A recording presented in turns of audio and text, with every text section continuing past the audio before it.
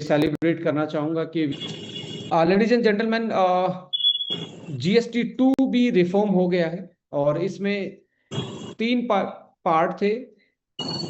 Customer को benefit पहुंचाना government का यही एक एस्पेक्ट था। सो डायरेक्टली जितना GST कम हुआ उतना MRP यहाँ कम करके डायरेक्टली कस्टमर को हमने बेनिफिट पहुंचाया। दूसरा यहाँ पे एस्पेक्ट था डिस्ट्रीब्यूटर्स।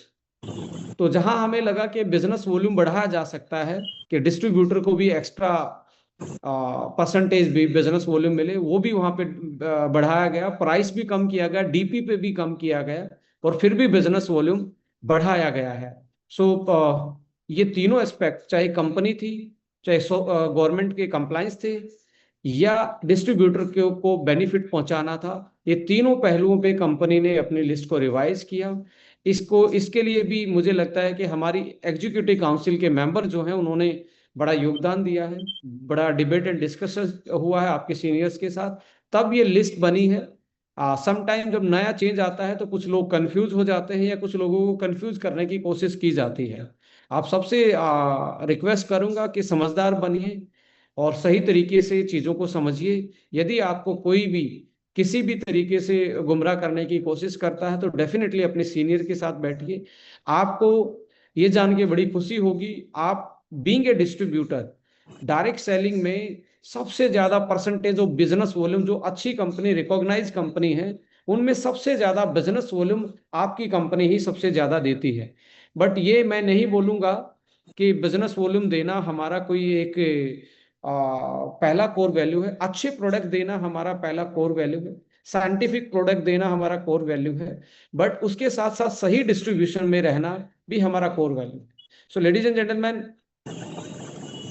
आप लोगों से ये भी मैं जरूर को कहना चाहूंगा कि आपका डिस्ट्रीब्यूशन है वो इंडस्ट्री में one of the highest distribution है, कि आपको सबसे ज्यादा बिजनेस वॉल्यूम मिलता है और उस बिजनेस वॉल्यूम पे 102% का आपको डिस्ट्रीब्यूट किया जाता है। कुछ लोगों की कंफ्यूजन होती है कि 102% कैसे बांटा जा सकता है।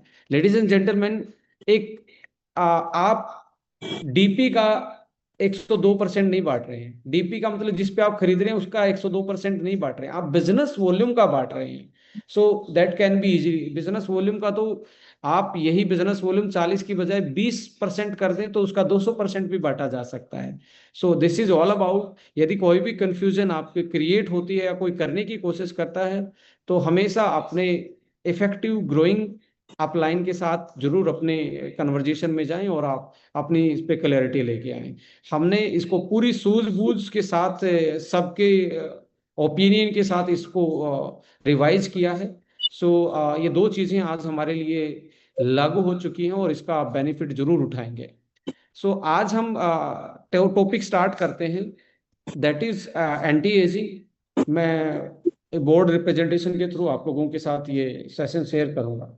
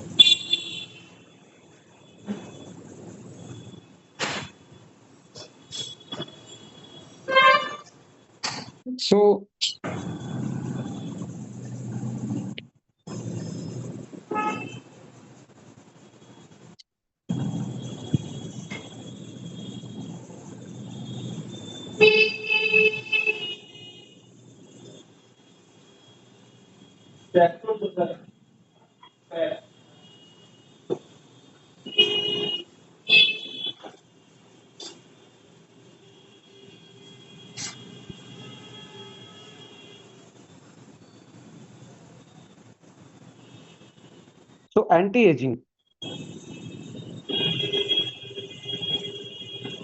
सबसे पहले तो एंटी से पहले आता है ageing. Ladies and gentleman, ageing is a natural phenomena. ये नेचुरल चीज है, जो इंसान आया है इस धरती पे वो उसको वापस जाना है। किसी का लाइफ स्पैन अलग है, हर किसी का अलग अलग है। कोई 70 साल में चल बसता है, कोई 100 साल तक जी जाता है, कोई 50 साल तक जीता है। तो नेचर ने हमें इसी तरीके से बनाया है कि आप आए हैं तो जाना निश्चिंत है। अब कैसे जाएंगे, ये बड़ा अपने आप में सवाल है। आप खुशियों के साथ जा रहे हैं, आप हेल्दी जा रहे हैं, आप हेल्दी लाइफ स्पेंड कर रहे हैं, या बीमारियों के साथ आप अपनी लाइफ को सफर कर रहे हैं। सो इम्पोर्टेंट ये है कि हम हेल्दी एजिंग की तरफ कैसे जा सकते हैं। और एजिंग यदि टाइम से फास्ट हो जाए, जैसे आपकी एज है, एज जो बढ़ रही है वो फास्ट तरीके से बढ़ जाए, तो इसको आप एक डिजीज भी बोल सकते हो, एक बीमारी भी बोल सकते हो, कि एक बीमारी का रूप ले लेती है। लेडीज एंड जेंटलमैन, इम्पोर्टेंट सबसे पहले ये है कि हमें ये समझना पड़ेगा कि एजिंग क्या है और एजिंग कैसे होती है। तो इससे पहले हम अपने आप को थोड़ा सा अंडरस्टैंड करते हैं। शरीर की सबसे छोटी इकाई क्या है? इसको बोलते हैं सेल। अब ये सेल मिलके सेल, एक सेल से दो सेल, दो से चार, चार से आठ, ऐसे सेल बन के मिलके ये बना देती हैं टिश्यू को। कोशिका हिंदी में बोलते हैं इसको, उत्तक बोलते हैं। उत्तक से, टिश्यू से बनता है ऑर्गन। यहाँ बन जाता है आपके जैसे, आपके पास किडनी है, किडनी है आपके पास, आपके पास आपके ब्रेन है, आपके पास आपका ब्रेन है। इसको क्या बोलते हैं? ऑर्गन्स। ये टिश्यू से ऑर्गन्स बनते हैं। ऑर्गन्स मिलके ये सारे इकट्ठे होके आंख, नाक, कान, लीवर, हार्ट, ये एक बॉडी का रूप ले लेते हैं। और ये इस तरीके से हमारा शरीर बना हुआ है। तो सबसे छोटी इकाई ये है। इसको थोड़ा सा आप समझेंगे, नेचर ने इसको इतने ऑर्गेनाइज तरीके से बनाया है। इस पे ये बाहर का मेम्ब्रेन है। अब आप जैसे अपने घर की चारों तरफ चार चार दीवारी करते हैं, प्रोटेक्शन वॉल लगाते हैं कि घर में कोई आवारा चीज ना घुस पाए, और गेट अच्छे से लगाते हैं। और गेट पे आजकल तो लोग भी डिजिटल लगे हुए हैं कि बिना फेस को रिकॉग्नाइज किए आपका गेट नहीं खुलता। जैसे आपकी मोबाइल फोन भी आज फेस से खुल जाता है, ऐसे ही हमारी हर सेल पे एक सिक्योरिटी लॉक लगा हुआ है। ये सिक्योरिटी लॉक माने इसको एक मेम्ब्रेन है, एक परत है। ये ये इसको सिलेक्टिव मेम्ब्रेन बोलते हैं, इसको बोलते हैं सिलेक्टिव। इसका सिलेक्टिव इसलिए नाम है। और सेमी प्रीमिएबल, सेमी प्रीमिएबल इनका मैं मीनिंग समझाऊंगा। सेमी का मतलब, प्रीमिएबल का मतलब कुछ चीजों को ही परमिशन देती है अंदर जाने की, सारी चीजों को नहीं देती। सेलेक्टिव है, सेलेक्ट करके जो अच्छी चीजें वो तो अंदर जा सकते हैं, खराब चीजें नहीं आती। ये इसका काम है मेम्ब्रेन का, सेल को प्रोटेक्ट करना। इसके जैसे घर का मुखिया होता है, एक देश का मुखिया होता है, एक स्टेट का मुखिया होता है, उसको चलाने का काम वही करता है। लेडीज एंड जेंटलमैन, यहाँ पे सेल का जो सेंटर है वो इसको बोलते हैं न्यूक्लियस। ये न्यूक्लियस है। ये न्यूक्लियस ही इस सेल की सारी चीजें प्लान करता है। फाइनेंस जैसे प्लान घर का एक मुखिया करता है, क्या चीज खरीदनी है, क्या कितना बजट लगाना है, ये सारी चीजें मुखिया जैसे करता है, ऐसे ही इस सेल की सारे कार्यक्रम को न्यूक्लियस ही कंट्रोल करता है। लेडीज एंड जेंटलमैन, जैसे आपके घर में या आपके फोन में एक बैटरी होती है, आपके घर में एक इलेक्ट्रिसिटी की सप्लाई होती है, नेचर ने सेल को भी ऐसे ही बनाया है। इसके पास एक ऑर्गन होता है जिसको पावर हाउस ऑफ सेल बोलते हैं।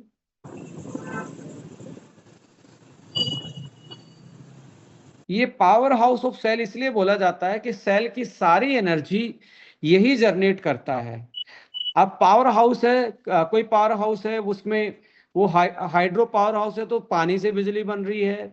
कोई थर्मल पावर प्लांट है तो वहां पे हीट से, लाइक कोयले से, लकड़ी से, उससे बिजली बन रही है। आजकल न्यूक्लियर पावर प्लांट की भी बात हो रही है तो न्यूक्लियर से। तो ऐसे ही पावर हाउस ऑफ सेल, इसको भी कोई ना कोई रॉ मटेरियल चाहिए होगा। ये रॉ मटेरियल है ग्लूकोज। अब ग्लूकोज जो सेल में जाता है, वो यहाँ पे ग्लूकोज का एक अलग गेट होता है और इसकी एक चाबी होती है। उस चाबी का नाम है इंसुलिन। इंसुलिन उस चाबी का नाम है। इंसुलिन इस लॉक को खोल देता है, इस गेट को खोल देता है, और ग्लूकोज जो ब्लड में गया है खाने पीने से, वो जाके यहाँ इस पे चला जाता है, और यहाँ पे जाके ऑक्सीजन जो सांस में लेते हैं उसकी प्रेजेंस में ये केमिकली बर्न हो जाता है। कि जैसे आग, लकड़ी में आग लगती है, ऐसे ग्लूकोज में केमिकल टाइप की आग लगती है ऑक्सीजन की प्रेजेंस में, जिसमें सांस में आप कार्बन डाइऑक्साइड छोड़ देते हो, और आपका साथ में एनर्जी मिल जाती है एटीपी के रूप में। वो एनर्जी जैसे मैं अभी बोल रहा हूँ, आप सुन रहे हैं, इसके रूप में आप वो यूटिलाइज हो जाती है। अभी यहाँ पे अलग अलग ऑर्गेनेल्स हैं, जैसे ईआर है, गोल्जाई बॉडी है, राइबोसोम्स हैं, ऐसे इसमें सारा का सारा जैसे एक पूरा एक घर होता है जिसमें एसी है, फ्रिज है, आदमी है, किचन है, सब कुछ ऐसे ही हर सेल में भगवान ने, नेचर ने ऐसे ही इसको बनाया है। तो सबसे इंपॉर्टेंट क्या है कि यदि हमने इसको मजबूत रख लिया, सेल को मजबूत रख लिया, तो हम अपनी एज को कंट्रोल कर सकते हैं, अपनी हेल्थ को कंट्रोल कर सकते हैं, अपनी वाइटलिटी को कंट्रोल कर सकते हैं। इसको बेटर रखने के लिए लेडीज एंड जेंटलमैन, सबसे इंपॉर्टेंट आपके आज के टाइम पे मैं एक टॉपिक डिस्कस करूंगा। देखिए, ये कमजोर हो गई तो पूरी बॉडी कमजोर होना स्टार्ट हो जाती है। तो इसको चाहिए प्रॉपर न्यूट्रिशन, प्रॉपर न्यूट्रिशन चाहिए इसको, और न्यूट्रिशन चाहिए, और आपकी बॉडी को रेस्ट चाहिए। ये बेसिक चीजें हैं, वो और भी मैं एलोबरेट करूंगा कि जो आपकी सेल को बेसिक रिक्वायरमेंट है वो आपको चाहिए ही। अभी इससे पहले मैं बात करूंगा, इस सेल को डैमेज आज के टाइम पे एक चीज कर रही है, मैं उस चीज को mother of modern lifestyle disorder बोलूंगा। और ये आपसे एक क्वेश्चन भी है, modern lifestyle chronic metabolic disorders की मदर का नाम क्या है? मदर का नाम क्या है? जैसे आपकी मदर का नाम आप जानते हो, आपके रिश्तेदार की मदर का नाम जानते हो, आज के लाइफस्टाइल की बीमारियां, उनका मदर का नाम क्या है? बिस्वाजीत जी ने बहुत अच्छा आंसर दिया है, inflammation. Inflammation is the mother of all the modern disorders. अब ये इन्फ्लामेशन क्या है लेडीज एंड जेंटलमैन? इन्फ्लामेशन जो है ये एक्चुअली में बॉडी का एक नेचुरल हीलिंग प्रोसेस भी है। यदि इन्फ्लामेशन ना हो बॉडी में तो बॉडी हील नहीं होगी। बट इन्फ्लामेशन यदि बढ़ जाए, लेवल से ऊपर बढ़ जाए, जिसको बोलते हैं क्रोनिक इन्फ्लामेशन।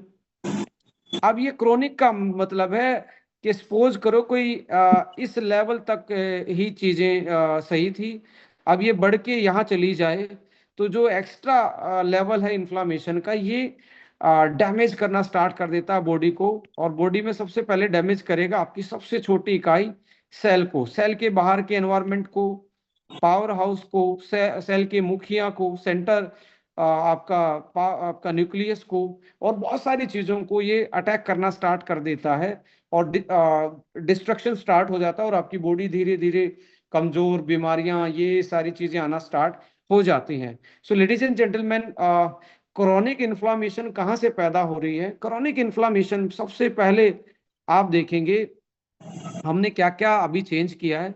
हमारा जो फूड है, हमारे फूड के तीन हिस्से मेन थे, एक था कार्ब, एक था फैट, एक था हमारा प्रोटीन। ये मैक्रो न्यूट्रिएंट्स हैं।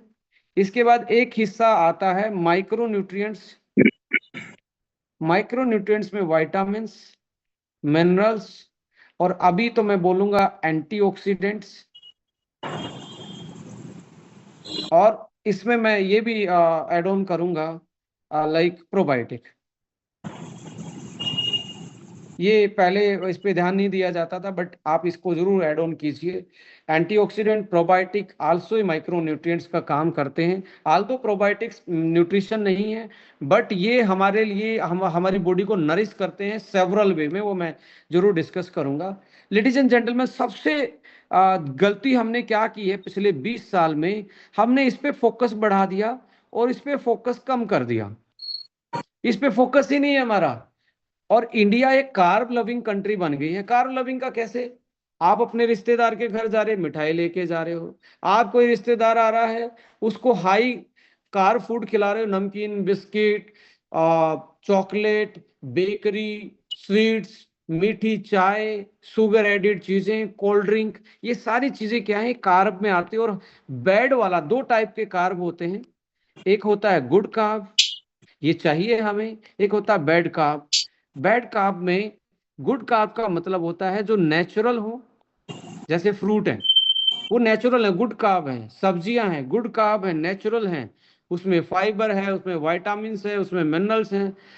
और नेचुरल के साथ बैड कार्ब जो होते हैं वो है आपके शुगर, जिसमें चीनी डलती है, जो एक्स्ट्रा चीनी डल के बने हुए वो बैड कार्ब्स हैं। उसमें ना तो वाइटामिन, अब चीनी है, वाइट शुगर है, उसमें ना तो कार्ब है, सॉरी, ना तो उसमें लाइक विटामिन है, ना मिनरल है, ना एंटीऑक्सीडेंट है, ना प्रोबायोटिक है, ना फाइबर है।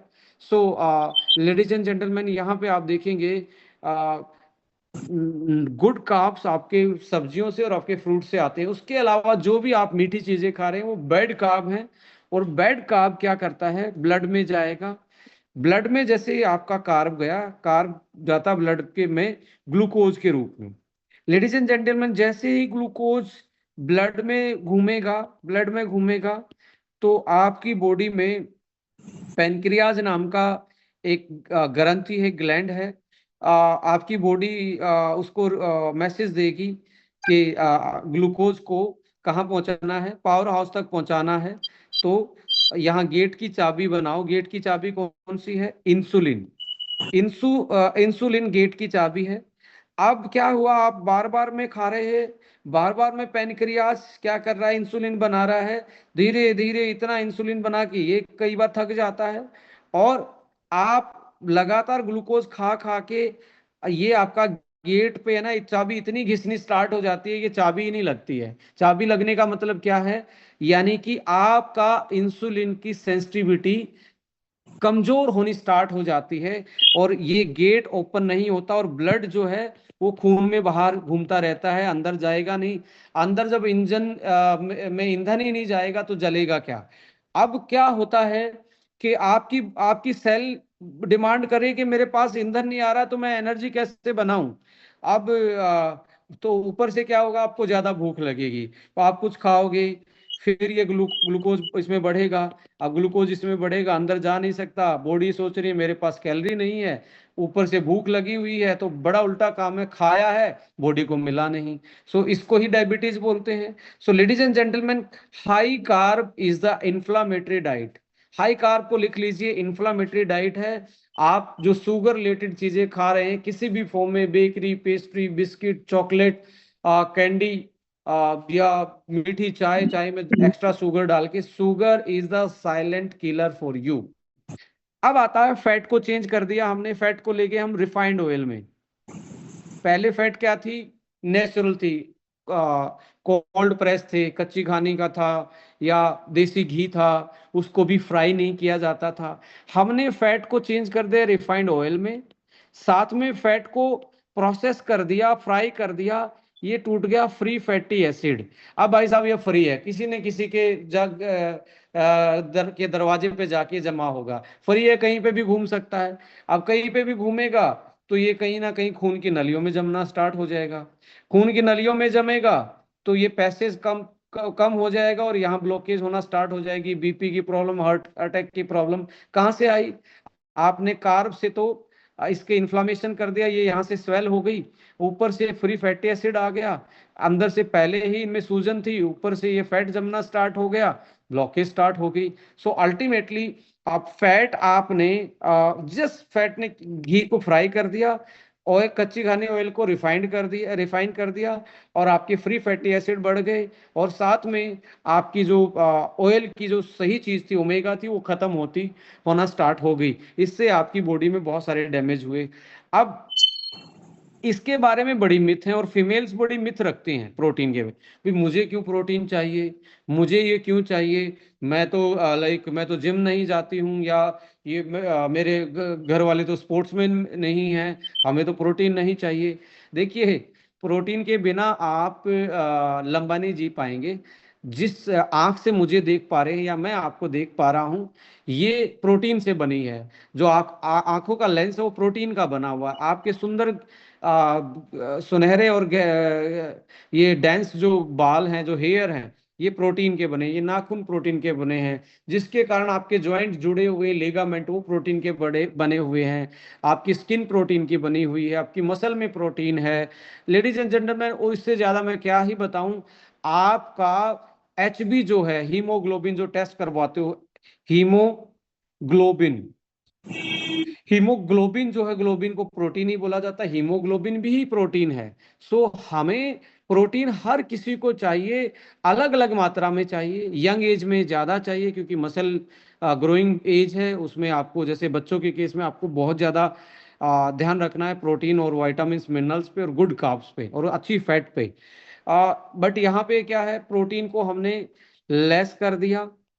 और जिसमें प्रोटीन की कमी है, लेडीज एंड जेंटलमैन, प्रोटीन की कमी का सिंपल सा एक आप देखेंगे एक्सपीरियंस करके, जिसको बार बार में भूख लग रही है, मान के चलें या तो उसको प्री डायबिटिक या डायबिटीज की कंडीशन है, या उसमें प्रोटीन की कमी है। ये दो ही कारण हो सकते हैं।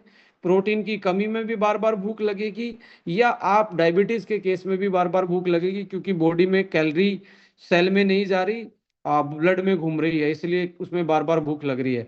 या प्रोटीन की वजह से आपको बार बार में भूख लग रही है। यदि आप में प्रोटीन की कमी है तो आपको बार बार में भूख लगेगी। बट कुछ लोग इस क्रेविंग को मिटाने के लिए फिर से कौन से फूड खाते हैं, वो फूड खाते हैं, वो वाले जो फूड जंक फूड हैं, जो हाई कार्ब वाले हैं, जो बैड कार्ब वाले हैं। और फिर से उसने खाया, ब्लड में चला गया, ग्लूकोज बढ़ा, इंसुलिन, फिर से पैनक्रियास बोलता भाई साहब कितना काम करवाओगे, वो थक जाता है। तो इसलिए प्रोटीन को आपको फोकस करना चाहिए यदि आप लंबा जीना चाहते हैं, अच्छा जीना चाहते हैं, इन्फ्लामेशन कम करना चाहते हैं।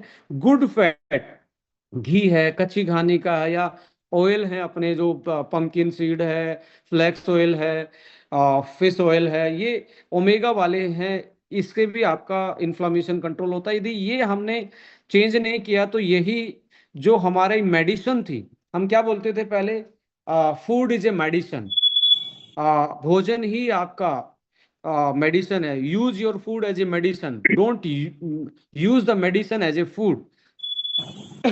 अभी मेडिसिन क्या थी, इसमें फाइबर था, वो खत्म कर दिया। वो प्रोबायोटिक पेट अच्छा रखता था, ये मेडिसिन थी। कार्ब में, फैट में ओमेगा था, वो खत्म कर दिया, वो मेडिसिन था।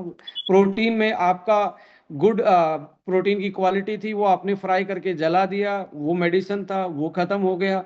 तो आपने यहाँ से मेडिसिन, अब यहाँ विटामिन मिनरल्स जो है, प्रोसेसिंग करके इनको कम कर दिया। अब आपने अच्छे से सीटी मरवाई, फ्राई कर दिया, इतना हाई टेम्परेचर पे उसको पकाया है, तो बहुत सारे विटामिन मिनरल्स खत्म ही हो जाते हैं, एंटीऑक्सीडेंट खत्म हो जाते हैं, प्रोबायोटिक और फाइबर खत्म हो जाते हैं। तो ये मेडिसिन थे, बट आपने फूड को मेडिसिन छोड़ा ही नहीं, फूड को ओनली मूड के अकॉर्डिंग यूज कर लिया।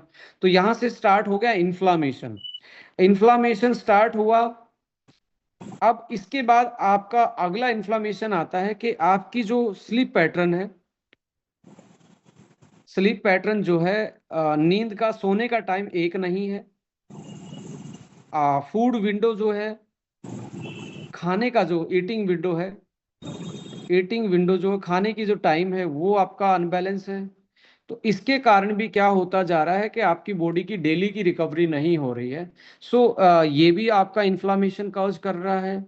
अलग एलर्जी है कोई चीज से, जैसे किसी को गेहूं से एलर्जी है, किसी को मिल्क से एलर्जी है, किसी को पेट में ही दिक्कत रहती है, लीवर इन्फ्लामेशन है, उसमें बॉडी में auto immune system, auto immune दिक्कत है, वो एलर्जी क्रिएट कर रहा है। कुछ फूड से आ रही है, कुछ आपके बॉडी में जो बाहर के टॉक्सिन्स जा रहे हैं, toxins in the sense environment toxin में पेस्टिसाइड्स आ रहा है, बाहर से पोल्यूशन आ रहा है, ये भी क्या करें, बॉडी में इन्फ्लामेशन और एलर्जी बढ़ा रहे हैं। तो एलर्जी बढ़ेगी, इन्फ्लामेशन बढ़ेगी, ऑटोइम्यून डिसऑर्डर इसी का ही नाम है। सो यहाँ पे इसके अलावा आप देखेंगे इन्फ्लामेशन के जो अदर कॉज हैं, लाइक कोई भी इन्फेक्शन जो चल रहा है, इन्फेक्शन आल्सो, इन्फेक्शन यदि लंबा इन्फेक्शन चल रहा है तो उसमें भी बॉडी में इन्फ्लामेशन आपको बढ़ता हुआ दिखेगा। सो कुछ चीज़ों की कमी है, डेफिशिएंसी है, उसमें भी इन्फ्लामेशन। कैसे कम किया जा सकता है? सबसे बेस्ट इन्फ्लामेटरी चीज़ है vitamin D plus vitamin K2 plus vitamin E, ये विटामिन में सबसे बेस्ट हैं। साथ में विटामिन सी, ये आपके एंटी इन्फ्लामेटरी हैं। इसके साथ साथ करक्यूमिन, सिट्रस फ्रूट, ये भी एंटी इन्फ्लामेटरी हैं। ट्रांस रेस्वेरेट्रॉल, जो ट्रांस रेस्वेरेट्रॉल, ये भी एंटी इन्फ्लामेटरी है। सबसे ज्यादा एंटी इन्फ्लामेटरी आपका काम करेगा यदि आप धूप लेते हैं। विटामिन डी जितना भी ले सकते हैं वो एंटी इन्फ्लामेटरी का काम करेगा। Sleep is anti inflammatory. Fasting, हफ्ते में एक फास्ट रखेंगे, बॉडी का जो कार्ब के कारण बॉडी में इन्फ्लामेशन बढ़ा या जो ताले की चाबी थी, इंसुलिन जो सही काम नहीं कर रहा था, वो सही से काम करना स्टार्ट कर देगा। फास्टिंग है। लो कार्ब डाइट है। लो कार्ब का मतलब है कि आप फ्रूट्स की क्वांटिटी कम रखें, सैलेड और सब्जियों की क्वांटिटी ज्यादा रखें, और शुगर से रिलेटेड चीजों को छोड़ दें, और फ्रीक्वेंट ईटिंग को अवॉइड करें। बार बार में जो खा रहे हो वो भी इन्फ्लामेशन का कारण बन रहा है, और फाइनली इन्फ्लामेशन आपकी सेल को डैमेज कर रही है, और सेल डैमेज होगी तो पूरी बॉडी वीक होना स्टार्ट हो जाएगी और आपकी फास्ट एजिंग बीमारियों के साथ स्टार्ट हो जाएगी। सो लेडीज एंड जेंटलमैन, यहाँ पे इम्पोर्टेंट ये है कि आपको लाइफस्टाइल में मॉडिफिकेशन तो लाना ही है, बट यंग फ्यूल आपकी इन सारी प्रॉब्लम को दूर कर सकता है। यंग फ्यूल कैसे काम करता है इसमें, अभी वापस से यदि सेल की तरफ जाएं, वापस से सेल की तरफ जाएं लेडीज एंड जेंटलमैन, सेल में जो हमने ये सेल थी, और इसमें एक हमने पार्ट डिस्कस किया था, इसका कंट्रोल, ये होता है न्यूक्लियस। फिर से मैं बताऊंगा कैसे यंग फ्यूल काम करेगा और किस एस्पेक्ट पे काम करेगा। न्यूक्लियस में लेडीज एंड जेंटलमैन, हमने सुना होगा हमारी बॉडी में क्रोमोसोम्स होते हैं, एक्स और वाई क्रोमोसोम होते हैं। अब ये जो क्रोमोसोम है ये बने होते हैं डीएनए से, राइट। सबसे छोटी चीज इसमें डीएनए है। ये कहाँ है? क्रोमोसोम्स यहाँ होते हैं न्यूक्लियस में। और जैसे हमारे दीवार, ईंट, छोटी छोटी ईंट मिलके एक दीवार बना देती हैं, ऐसे डीएनए मिलके क्रोमोसोम्स बना देते हैं। और इन क्रोमोसोम में कुछ डीएनए अपनी वो बना लेते हैं, कम्युनिटी बना लेते हैं, एसोसिएशन बना लेते हैं। इस एसोसिएशन का नाम है, कुछ डीएनए जैसे आप कॉलोनी बना लेते हो, 10 लोगों ने एक जगह घर बना लिए तो वो कॉलोनी बन गई। इस कॉलोनी का नाम है जीन। ये जीन बन गई। अब ये जो जीन है ये हमारी बॉडी को कंट्रोल करते हैं, यही हमारी बॉडी को कंट्रोल करते हैं। जैसे मेरी शक्ल किसी पे और पे नहीं मिलती, किसी के सुनहरे बाल हैं, किसी के ब्लैक हेयर का कलर है, किसी के कर्ली हेयर है, किसी के स्ट्रेट हैं, किसी का सांवला रंग है, किसी का गोरा रंग है, किसी की ब्राउन आईज हैं, किसी का ब्रॉड बॉडी है, किसी की थीन बॉडी है, किसी की हाइट 6 फीट की है। ये कौन कंट्रोल कर रहा है? ये कंट्रोल कर रहा है जीन। और ये जीन को कंट्रोल कौन करता है? जो आप खाना खा रहे हैं वो, जो आपका रूटीन है वो, और जो आप जिस नेचर से आप जुड़े हुए, सूरज है, धरती है, पेड़ पौधे हैं, हवा है, ये सारी चीजें इन जीन के कार्य प्रणाली को कंट्रोल करने का काम करती हैं। सो फूड खराब हो गया, जीन खराब हो गए। रूटीन खराब हो गया तो जीन पे प्रभाव पड़ा। नेचर का कनेक्शन आपने तोड़ दिया तो जीन का प्रभाव स्टार्ट हुआ। इसलिए आज कैंसर जैसी बीमारी, autoimmune disorder, arthritis, obesity, fatty liver, thyroid की प्रॉब्लम, ब्रेन की प्रॉब्लम, हार्ट की प्रॉब्लम, ये क्या है? सीधे हमारी कार्य प्रणाली वाली चीज, जीन को ये इन्फ्लुएंस कर रहे हैं। और इसी आपके इन चीजों का और इसका तालमेल का क्या संपर्क है और क्या चीजें हैं, ये इस साइंस को बोलते हैं हम एपिजेनेटिक्स एंड इसके प्रभाव को स्टडी किया जाता है एपिजेनेटिक्स से, और इनके रिलेशन को बोला जाता है न्यूट्री जीनोमिक्स। न्यूट्री फिर से न्यूट्री से, जीनोमिक्स का मतलब है आपके जीन, आपके डीएनए, इनका क्या संबंध है, न्यूट्री जीनोमिक्स के थ्रू स्टडी किया जाता है। सो लेडीज एंड जेंटलमैन, ये पाया गया एक ऐसे जीन हैं बॉडी में जो आपकी एज को कंट्रोल करते हैं, आप कितना लंबा जियोगे, वो जीन आपकी बॉडी में भी, सबकी बॉडी में पाए जाते हैं। मैं हूँ, आप हैं, आपके पेट हैं, आपके डॉग हैं, आप प्लांट हैं, कुछ भी है, सब में एक ऐसे जीन होते हैं जो आपकी एज को कंट्रोल करते हैं। और इंसान में पाए जाने वाले जीन का नाम साइंटिस्टों ने रखा सर्ट्यून्स जीन्स। लेडीज एंड जेंटलमैन, ये 7 भाई हैं, 7 ब्रदर्स हैं, और सातों भाइयों की अलग अलग जॉब है। कोई प्राइवेट जॉब कर रहा है, कोई सरकारी कर रहा है, कोई बिजनेस कर रहा है। ऐसे ही सातों का अलग अलग काम है। कोई आपकी बॉडी के स्ट्रेस को कम कर रहा है, कोई इन्फ्लामेशन को कम कर रहा है, कोई एक सेल से नई सेल बनाने का काम कर रहा है, क्योंकि जब तक नई सेल नहीं बनेगी आपकी बॉडी यंग नहीं रहेगी। कोई आपके ग्लूकोज को सही कर रहा है, ग्लूकोज को डायबिटीज से बचाने का काम आपका कर रहा है, इंसुलिन की सेंसिटिविटी को इंक्रीज कर रहा है। किसी का काम होता है आपकी सेल के डिवीजन को, एक सेल से दूसरी सेल बनने के प्रोसेस को कंट्रोल करना। यदि ये अनकंट्रोल हो जाए प्रोसेस, और ये बढ़ता चला जाए, इसी को तो हम कैंसर बोलते हैं। तो कैंसर जैसी चीजों को भी ये हमारे जो सर्ट्यून जीन है वो हमें बचाते हैं। इंसुलिन डायबिटीज से बचाते हैं, एक सेल से नई सेल बनाने का काम करते हैं, स्ट्रेस को कंट्रोल करते हैं, बहुत सारे काम हैं इनके। सो इनको इसी के कारण इनको सेल का गार्जियंस बोला जाता है, गार्जियंस ऑफ द सेल बोला जाता है। गार्जियंस का मतलब घर के जैसे बड़े बुजुर्ग रखवाली के लिए होते हैं, घर की केयर करते हैं, सबका ध्यान रखते हैं, सबको अच्छी गाइडेंस देते हैं कि भाई ऐसे काम करोगे तो घर अच्छे से चलेगा, ऐसे चलेगा। So same like that sirtuins gene भी हमारी सेल को बताते हैं कि भाई साहब इस रास्ते नहीं जाना, इस रास्ते जाओगे कैंसर हो जाएगा, तो इस रास्ते पे ही रहना है। इसलिए इनको सेल्स का गार्जियंस बोला जाता है। पर ये किससे इनको भी तो कुछ ना कुछ चाहिए। जैसे कोई काम करता है, कितनी पगार लेता है, बिना पगार तो कोई काम नहीं करेगा, बिना इनकम कोई काम नहीं करेगा। या आपकी बॉडी को खाना जैसे चाहिए, सर्ट्यून्स को भी कुछ चाहिए जिसके कारण ये अच्छे से काम कर पाए। उस चीज का नाम है NAD+। Ladies and gentleman, NAD+ जैसे ही आपकी एज 30+ जाती है, 30+ एज में ये बॉडी में बनना, सेल में ही बनता है, आपकी सेल में ही NAD+ बनता है। माइट्रोकॉन्ड्रिया जो पावर हाउस है, इसकी यहाँ पे इसकी जरूरत होती है, यहाँ से एनर्जी बनती है, और यहाँ से फिर NAD बूस्ट करके आपके सर्ट्यून्स को एक्टिव करता है। 30+ में इसका जो लेवल है वो गिरना स्टार्ट हो जाता है, और जैसे आपकी उम्र 60 साल की होगी, 60 साल तक इसका लेवल 60% तक गिर जाता है। इसलिए आप देखेंगे 30 साल के बाद झुर्रियां आना, सफेद बाल होना, आपके स्टेमिना आप लूज करते हो, हार्मोन्स डाउन जाते हैं, वाइटलिटी, स्किन पे रिंकल, मूड स्विंग होना, चोट लग जाए रिकवरी कम होना, हड्डी टूट जाए 50 की एज में, लंबे टाइम में उसको हील होती है, जुड़ती है। ऐसे ही सो मैनी प्रॉब्लम। 40 साल के बाद फर्टिलिटी के इशू आ जाएंगे कि भी कंसीव करने में प्रॉब्लम, फर्टिलिटी के इशू, ये सारे किस्से हैं। ये सारे के सारे कंट्रोल कर रहा था सर्ट्यून्स। सर्ट्यून्स को कंट्रोल करता था NAD का लेवल। ये डाउन जाएगा, ये सारी सारी चीजें डाउन जाएंगी। तो साइंटिस्टों ने पाया कि इसको कैसे बढ़ाया जा सकता है। इसको बढ़ाने के लिए साइंटिस्टों ने एक मॉलिक्यूल देखा, जिस मॉलिक्यूल का नाम है NMN। ये यदि आप लॉन्ग टर्म यूज करते हो तो आपकी बॉडी में 6 महीने यदि आपने किसी ने यूज किया तो NAD लेवल 3 टाइम बढ़ जाता है। 3 टाइम बढ़ने का मतलब है आप वापस से, आपकी हर सेल यंग होना स्टार्ट हो जाती है, नई सेल बनना स्टार्ट हो जाती है। पुरानी सेल स्ट्रेस को झेलना स्टार्ट कर देती है, नए हार्मोन बनाना स्टार्ट करते हो, धीरे धीरे आप वापस से यंग होना स्टार्ट हो जाते हो। बाल आपके फिर से गहरे डेंस होना स्टार्ट हो जाते हैं, रिंकल खत्म होना स्टार्ट हो जाते हैं, वाइटलिटी बूस्ट होती है, नींद अच्छी आनी स्टार्ट होती है। और जो आप 40 से 50 के बीच में आपका ब्रेन का कॉग्निटिव डिक्लाइन था, कॉग्निटिव डिक्लाइन का मतलब है 40 के बाद हम हल्का सा प्रोसेस लूज करना स्टार्ट कर देते हैं, कि मैं क्या बोल रहा था, कभी चाबी रख के भूल जाओगे, कभी पर्स रख के भूल जाओगे।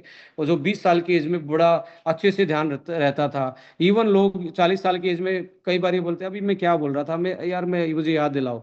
ये कॉग्निटिव डिक्लाइन है। और आप देखेंगे कॉग्निटिव डिक्लाइन के स्पोर्ट्स में तो सबको मैं बोलूंगा 40 साल की एज रिटायरमेंट की है। विराट कोहली ने 40 साल में लिया, सचिन तेंदुलकर ने 40 के आसपास लिया, रोहित शर्मा ने 40 साल के आसपास लिया। फुटबॉलर को देख लिए 40 साल, उनकी स्किल नहीं गई है।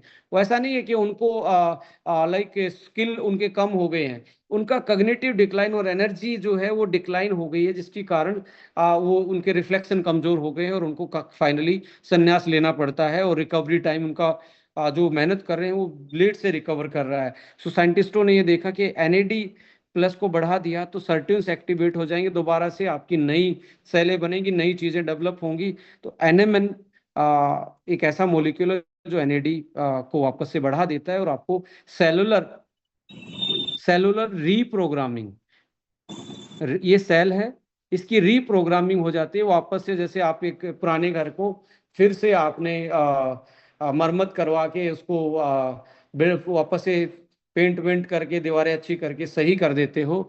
सो लाइक ऐसे में आपका ये रिपेयरमेंट करना स्टार्ट कर देता है। लेडीज एंड जेंटलमैन, यदि शरीर में कमियां होंगी, डेफिशिएंसी होंगी, तो अकेला एनएमएन भी क्या काम करेगा? विटामिन डी नहीं होगा, आयरन नहीं होगा, जिंक नहीं होगा, मैग्नीशियम नहीं होगा, ज्यादा इन्फ्लामेशन होगा। तो आपको साथ साथ में एनएमएन के साथ एक ऐसा कॉम्बिनेशन चाहिए जो आपका होलिस्टिक एंटी एजिंग का काम करे, सारी चीजों को एक वे में आपकी बैलेंस करके चले। सो इसीलिए आप यहाँ पे यंग फ्यूल को देखेंगे जिसमें एनएमएन एनएडी भी है, एनएमएन एनएडी भी है, जो कि आपका सर्ट्यून्स को एक्टिवेट करता है।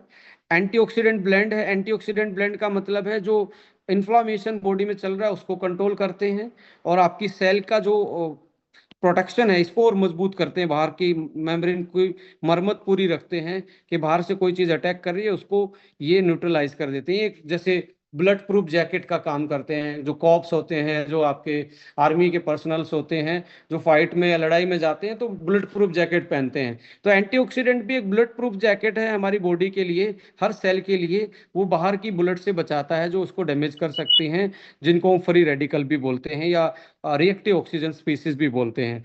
ओमेगा हमारे सेल का जो, ये जो सेल का ये ऊपर की चादर थी ना, ये ओमेगा की बनी होती है 40%। तो ओमेगा होगा तो हर सेल की बाहर का दीवारें मजबूत रहेंगी। और इवन ये बहुत सारी ऐसी चीजों का पार्ट है, हार्मोन का पार्ट है, स्किन का पार्ट है। सो ओमेगा तो आपको चाहिए। अमाइनो एसिड जो फंक्शंस को कंट्रोल करते हैं, मसल के फंक्शन को। और कुछ हर्ब्स हैं जो दुनिया में प्रसिद्ध हैं और इंडियन ट्रेडिशनल मेडिसिन के अकॉर्डिंग वो Vitality, energy, stamina, anti ageing के रूप से सदियों से लोग उसको यूज करते आ रहे हैं। और ये सारी सारी चीज पेटेंटेड और एविडेंस बेस के रूप में यूज की गई हैं।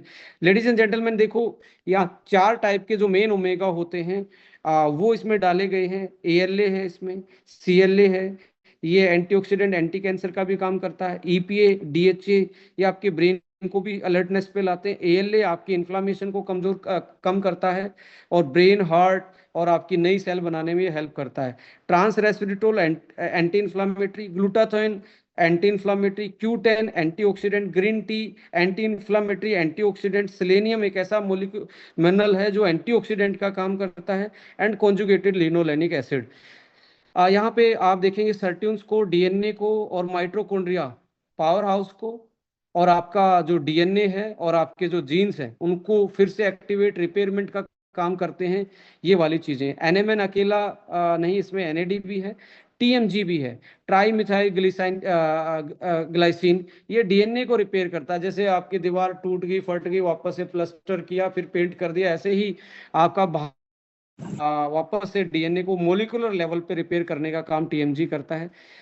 सी ए के जी कैल्शियम अल्फा केटोग्लूटारेट ऐसा काम करता है, जिसको ले लिया जाए तो 8 साल ये भी रिवर्स कर देता है आपकी बायोलॉजिकल एज को। ट्रांस रेस्वेरेट्रोल ये भी सर्ट्यून्स को एक्टिवेट करने में हेल्प करता है। सदियों से कोर्डिसेप्स को यूज किया जाता है, जिसको हिंदी में कीड़ा जड़ी बोला जाता है। बायोप्रिन, जिंक B3, ये वाइटलिटी, इम्यूनिटी, एनर्जी को सही रखता है और ये एंटीऑक्सीडेंट के रूप में। करक्यूमिन एंटी इन्फ्लामेटरी, स्टिरोबिल एंटी इन्फ्लामेटरी, बायोप्रिन एक ऐसा कॉम्बिनेशन है चीजों का जो आपको मल्टीपल बेनिफिट देता है एंटी एजिंग में भी, और बॉडी की बहुत सारी जो बॉडी में वियर एंड टीयर चल रहे हैं उसको रिपेयर करने का काम ये करता है। और लोगों ने इसके इतने बेहतरीन रिजल्ट लिए हैं, इतनी टेस्टिमनी हमारे पास डेली आते हैं कि किसी के बाल स्ट्रोंग हो गए, किसी के बाल वो सफेद से भी कुछ लोगों ने जो वाइट हेयर थे वो रिवर्स कर लिए इससे। किसी का बॉडी का फैट परसेंटेज जो है वो डिक्रीज हो गया, मसल बनना स्टार्ट हो गया, किसी के हार्मोन सही हो गए, किसी की नींद अच्छी होगी, किसी का ब्रेन अच्छा हो गया, किसी के बॉडी में ऐसी एनर्जी देखी 80 ईयर में, जो लोग बेड रिडन थे, लंबे टाइम तक चल नहीं सकते थे, वो 15 दिन में चलना स्टार्ट हो गया। रीजन क्या है कि इन्फ्लामेशन कम किया बॉडी में, जो आज डायरेक्टली एक तरीके डैमेज वाली चीजें हैं उनको आपने कंट्रोल किया, और सर्टिन्स को एक्टिवेट कर दिया कि नई एनर्जी बनना स्टार्ट हो जाए बॉडी में। सो ये एक बहुत इनोवेटिव प्रोडक्ट है आपके पास, जिसको आप 30+ के रूप में यूज कर सकते हैं। लेडीज एंड जेंटलमैन, ये भी एक एंटीऑक्सीडेंट के रूप में आप यूज कर सकते हैं कॉम्बो में। रीजन क्या है कि इसमें आप देखेंगे बेस्ट ओमेगा है वर्ल्ड का, साथ में CoQ10 डाला, ये भी एंटी एजिंग का काम करता है। ट्रांस रेस्वेराट्रोल डाला, एंटी एजिंग का काम कर रहा है। ग्लूटाथायोन लीवर और स्किन के लिए बहुत एंटी एजिंग का काम करता है। यहाँ इसके साथ साथ आप देखेंगे D3 और K2, ये सबसे बड़ा आज के टाइम पे एंटी इन्फ्लामेटरी का काम करता है। और K2 जो आपके खून की नलियों में कैल्शियम को नहीं जमने देता और हड्डियों को मजबूत रखता है, ये भी एक तरीके से एंटी एजिंग है कि खून की नलियां तो फ्लेक्सिबल रहे, हड्डियां मजबूत रहे। उल्टा हो गया है, हड्डियां कमजोर हो गई हैं, खून की नलियां टाइट हो गई हैं, कैल्शियम खून खून में जमना स्टार्ट हो गया है, हड्डियों में नहीं जा पा रहा। बट ये आपको बोन को स्ट्रोंग कर रहे हैं और आपके हार्ट को बेटर कर रहे हैं। और विटामिन D3 नॉट ओनली ये विटामिन है, ये एक बॉडी और हमारी बॉडी का और नेचर का कनेक्शन भी है। सो इसको एस्ट्राजेंथिन ब्रेन के लिए एंटी एजिंग का काम करता है। और विटामिन ई ये पूरी बॉडी की सेल का जो बाहर की मेम्ब्रेन है उसको एक तरीके से जैकेट का काम कर रहा है एंटीऑक्सीडेंट के रूप में। सो लेडीज एंड जेंटलमैन, एक ऐसा ओमेगा है जो फर्स्ट टाइम आपको मल्टीपल बेनिफिट दे रहा है। अकेला लोग आपको मार्केट में मिल जाएगा इतना, ये चीजें साथ में नहीं मिलेंगी, ये चीजें साथ में नहीं मिलेगी। इसमें ये एक्स्ट्रा एड ऑन किए गए आज की जो हमारी रिक्वायरमेंट है लोगों की उसको देखते हुए। सो यहाँ पे आप ये एक बेस्ट कॉम्बिनेशन आप यूज कर सकते हैं। इसके साथ साथ आप आपकी स्किन जो है वो कोलाजन से बनी होती है। यहाँ मेराइन कोलाजन भी एक एंटी एजिंग के रूप में आप यूज कर सकते हो। रिंकल जिसके स्किन पे ज्यादा रहते हो तो यंग के साथ मेराइन कोलाजन और क्रिल एक बहुत बेटर कॉम्बिनेशन बनता है। सो मेराइन कोलाजन 10 ग्राम सुबह, 10 ग्राम शाम को लेना स्टार्ट कर दें ब्रेकफास्ट और डिनर के बाद, तो आपकी स्किन बहुत जल्दी हील करेगी। और इसमें कोलाजन के साथ ये वर्ल्ड का बेस्ट कोलाजन है, इंजा इंजा ब्रांड है जापान की, उससे बेटर कोई कोलाजन नहीं बनाता, आपका वही इंजा का कोलाजन है। इसके साथ साथ आप देखेंगे विटामिन सी और विटामिन ई भी डाला गया है, जो नई स्किन की सेल को बनाने में या अच्छे हेयर्स को डेवलप करने में आपकी हेल्प करते हैं। और कॉपर और जिंक आपकी स्किन के टोन को बेटर करते हैं। आपकी स्किन जैसे जब आप एज आपकी एजिंग होती है उस टाइम पे आप देखेंगे हमारी एजिंग के टाइम पे, 1 मिनट का मुझे गैप चाहिए, मैं कुछ इसमें कर रहा हूँ।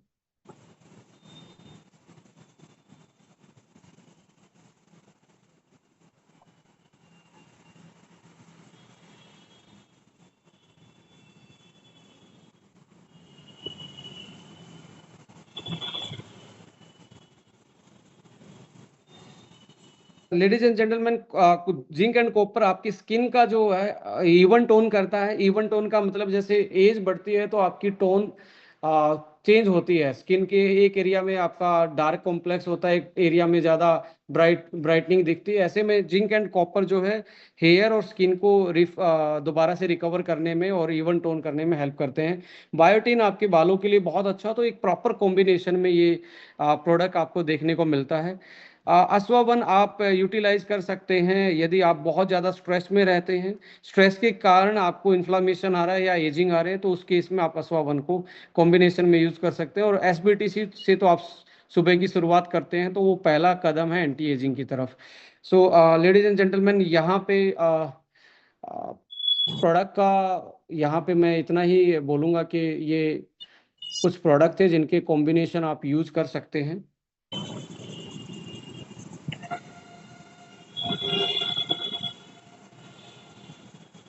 प्रेजेंटेशन थी और आई थिंक आपको